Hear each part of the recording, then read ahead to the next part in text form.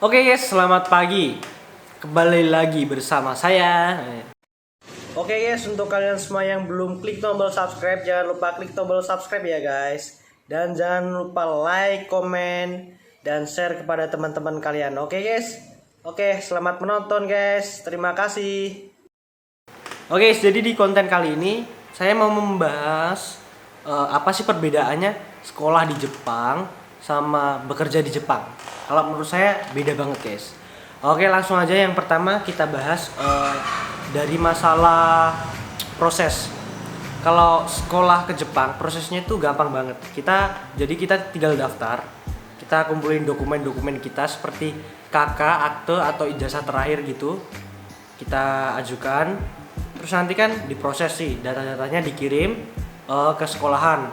Baru setelah itu kita bayar pendaftaran gitu guys. Kalau yang saya alamin itu sekitar 3.600.000 itu biaya pendaftaran. Terus setelah itu kita nunggu 3 bulan guys. 3 bulan kita nunggu surat eligibility turun. Nah kalau surat eligibility udah turun, ya udah kita ngelunasin biaya-biaya sekolah. Biaya sekolah seperti ya macam itulah. Kita lunasin, terus kita dapat eligibility, terus kita buat visa, terus berangkat deh. Nah gitu. Kalau masalah biaya-biaya, saya sudah bahas di video saya sebelumnya. Itu ada beda-beda setiap sekolah. Terus kalau yang kerja ke Jepang itu prosesnya kita tuh harus masuk LPK dulu guys. Masuk LPK, kita di situ pendidikan dulu. Walaupun dasar-dasar gitulah, belajar dasar. Setelah itu kita nunggu job. Lah, misal ada job nih, pertanian atau pengelasan atau genba, semacam itulah. Baru kita daftar. Masuk daftar lagi di job itu. Kita seleksi di situ, guys. Ada seleksi wawancara, tes tertulis, terus kesehatan, ada fisik juga. Setelah tes itu, kita nunggu pengumuman lulus atau enggak gitu. Kalau yang nggak lulus ya ngulang lagi seperti di LPK awal, belajar sambil nunggu ada job lagi. Kalau yang lulus, kita pendidikan lagi guys selama 3 bulan di SO. Kalau nggak salah itu artinya sending organisasi gitu guys. Di situ kita belajar lagi selama 3 bulan mantapan sambil nunggu semacam surat eligibility tadi ya. Nunggu itu udah selama 3 bulan, bahkan ada yang 4 bulan atau 5 bulan. Setelah itu baru kita buat visa, terus berangkat gitu. Kalau masalah prosesnya sih lebih lama yang bekerja ya. Kalau yang sekolah mudah, ya cuma gitu. Seperti itu tadi. Seleksinya mungkin di dokumen aja sih guys. Terus masalah biaya ini guys. Kalau biaya juga lebih mahal di sekolah. Kalau sekolah itu kalau bayar lunas ya, itu bahkan sampai lunas sekolah 1 tahun gitu sama apartemen berapa 3 bulan atau berapa gitu, sekitar 100 jutaan, bahkan ada yang 100 lebih lah. Dan saya udah bahas juga di video sebelumnya biaya sekolah di Jepang. Terus kalau untuk yang kerja itu murah guys. Berapa ya? Ada yang 25 juta, ada yang 30, bahkan ada yang 40. Paling mentok-mentok berapa sih? 40-50 lah kalau yang kerja ke Jepang. Itu masalah biaya cuma segitu guys. Setahu saya segitu. Terus setelah itu masalah kegiatan di Jepangnya itu juga sangat berbeda. Kalau bekerja, namanya juga bekerja ya. Jadi mereka tuh lebih ke kerjanya, baru dia belajar juga di sana. Misal nih 1 minggu kerja Senin sampai Jumat. Terus habis itu nanti hari Minggunya atau Sabtunya kita sekolah belajar bahasa Jepang gitu guys. Tapi kalau yang sekolah di Jepang itu kebalikan. Kita Senin sampai Jumat itu sekolah, tapi cuma 3 jam guys. Setelah itu kita bebas. Kalau yang anak-anak sekolah biasanya yang di Jepang itu biasanya habis sekolah dia arubeito. Kalau masalah gaji ya, gaji sih hampir sama. Bahkan bisa lebih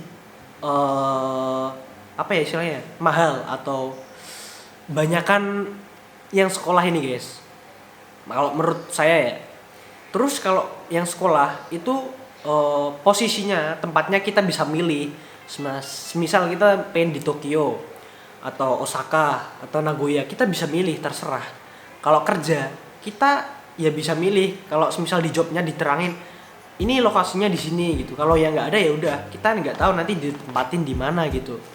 Nah enaknya sekolah itu gitu, bisa milih. Terus kalau masalah gaji juga ya juga nggak kalah sama yang kerja. Itu sebenarnya nggak kerja sih, menurut saya kayak program magang di Jepang gitu loh, kerja magang, nggak kerja beneran, kayak praktek gitulah, kita prakerin gitu kan, magang di waktu sekolah-sekolah gitu kalau yang SMK. Nah semacam itu guys. Kalau yang kerja lebih ke kerjanya, kalau yang sekolah lebih ke sekolahnya. Terus kalau sekolah kita bisa ngatur waktu ya. Kalau kerja kan diatur dari perusahaan, kamu jam segini kerja, terus liburnya jam segini, bahkan kadang lembur juga gitu. Kalau sekolah kita bisa ngatur, biasanya kan aja jam pagi sama jam siang. Nah kita bisa ngatur mau sekolah jam siang atau pagi gitu. Terus nanti habis sekolah mau kerja apa. Dulu kerjanya kalau yang sekolah itu aroba itu ya guys. Aroba itu tuh ada macam-macam, di restoran, di KFC atau di pabrik, banyak lah pokoknya. Yang penting di situ ada lowongan, ya udah kalian daftar aja gitu guys. Itu enaknya. Kalau yang sekolah itu biasanya maksimal, ada maksimal kerjanya. Maksimal itu sehari 4 jam guys. Tapi biasa kalau orang Indonesia kan biasanya alah nggak apa-apa lah, lebih nih, buat tambah-tambah gitu kan. Ya gitu. Itu untuk kegiatannya. Terus untuk setelah kita melakukan itu guys, suara es krim guys, biarinlah. Aduh berhenti lagi, udah abaikan. Terus kalau masalah selesai itu kegiatan kita, kalau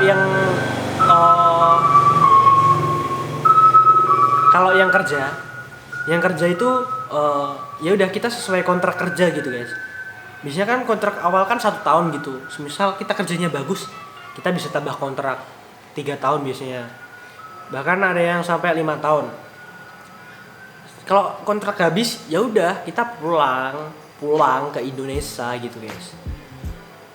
Ya mungkin kalau yang sambil belajar atau bisa bahasa lebih bagus gitu, bisa buat ikut tes Wisata Tokutegino gitu guys. Jadi nanti selesai kerja bisa cari kerja lagi di situ. Ya, setahu saya gitu sih. Terus kalau untuk yang sekolah ini peluangnya banyak banget guys. Kita bisa masuk universitas atau Senmong Gakko.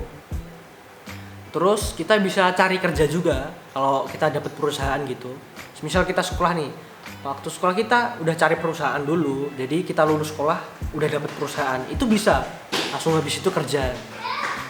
Kalau kita ambil Senmong dulu atau universitas, nanti lulus universitas itu juga beda lagi guys. Kerjanya untuk gajinya juga beda.